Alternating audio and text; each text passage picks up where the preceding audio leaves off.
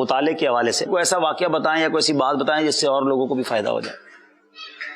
مطالعہ ایسی چیز ہے کہ جس کے تجربات ہوتے ہی رہتے۔ بعض اوقات ایک وقت وہ آتا ہے کہ جب انسان پڑھتے پڑھتے یہ سمجھتا ہے کہ شاید میں نے سارا ہی پڑھ لیا ہے، لیکن پھر اس کے سامنے علم کا کوئی ایسا دروازہ آتا ہے کہ وہ یک دم یہ سمجھتا ہے کہ یار میں نے کچھ پڑھا ہی نہیں۔ اللہ اللہ۔ اچھا پھر کبھی ہوتا ہے کہ پڑھ کے کہتا ہے کہ یار میں نے قدر کفایت پڑھ لیا، اتنا پڑھ لیا جتنا مجھے کافی ہے، بس زندگی اس پہ چلا لوں گا میں۔ لیکن پھر کچھ عرصے بعد کوئی ایسی چیز سامنے آتی ہے کہ پھر پتہ چلتا ہے نہیں بھائی ابھی تو بہت پیچھے ہم، اللہ، ابھی بہت کچھ سیکھنے، بہت بڑا سمندر ہے یہ اتنا بڑا سمندر ہے۔ اور یہ علوم ایسی چیز ہے کہ آپ فقہ کا علم لے لیں تو علم الفقہ جو ہے اس پر فقہاء کرام نے ساری زندگیاں گزار دی۔ اور مثال کے طور پہ علامہ شامی رحمۃ اللہ علیہ جیسی ہستیاں کہ جن کا علمی مقام کتنا بلند ہے اور جن کی فقہ میں مہارت کتنی عظیم تھی، لیکن اس کے باوجود ان کا مرتبہ وہ جو مجتہدین کے 6 مرتبے بیان کیے گئے ہیں ان میں وہ شامل ہی نہیں ہوئے، جن کی پوری زندگی اس میں گزر گئی، نہ وہ صاحب تخریج، نہ صاحب ترجیح، نہ وہ مجتہد فی المذہب، نہ وہ مجتہد فی الشرع، نہ وہ مجتہد فی المسائل کہ جو مجتہدین کے درے اس میں نہیں ہے۔ تو اس کا مطلب یہ ہوا کہ اس سے اوپر بھی علم ہے، اس سے اوپر بھی علم ہے۔ قرآن پاک کی ایک آیت مبارکہ ہے جس میں اس کو بڑے خوبصورت انداز میں بیان فرمایا ہے، فرمایا وَفَوْقَ كُلِّ ذِي عِلْمٍ عَلِيمٍ، ہر علم والے سے اوپر علم والا ہے۔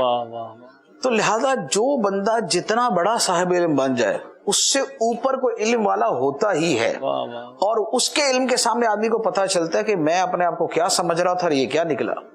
تو علم جو ہے یہ کبھی ایسا نہیں ہو سکتا کہ انسان پورے کا پورا علم حاصل کر لے۔ اچھا پھر اس کے ساتھ ایک اور چیز میں عرض کروں گا، کسی نے ایک بات کہی کہ زندگی میں کامیاب ہونا ہے تو کبھی لرننگ موڈ سے باہر نہ نکلے، کامیابی چاہیے تو لرننگ موڈ سے باہر نہ نکلے، یعنی کہ سیکھنے کے جو ہے وہ اس سے جو ہے نا وہ کیا نام ہے حالت و کیفیت اور پروسیس سے باہر نہ نکلے۔ علم دین کے اعتبار سے یہ ہے کہ کامیابی اور نجات چاہیے تو کبھی سیکھنے کے زمانے سے اپنے آپ کو مستغنی نہ سمجھے اور سیکھنے سے مستغنی نہ سمجھے کہ اب مجھے سیکھنے کی حاجت نہیں۔ زندگی کے آخری لمحے تک علم فائدہ ہی دیتا ہے، علم فائدہ دیتا ہے۔